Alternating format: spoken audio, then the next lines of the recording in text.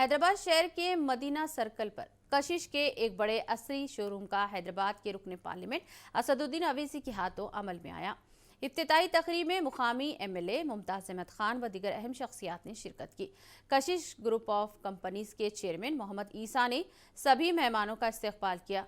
हैदराबाद शहर में भरोसे और खूबसूरत लिबास के लिए लोग कशिश को बेहद पसंद करते हैं।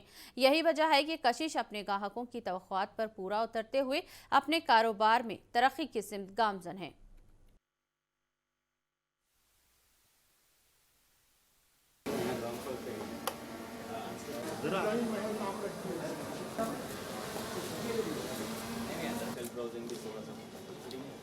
जनरली लोग बैठ के तो हमारे बड़े हैं लीडर्स वगैरह हैं, अल्लाह वो लोगों को भी जो तो काफ़ी जो कर रहे हैं।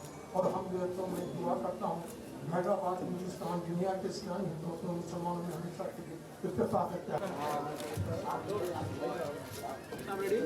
है।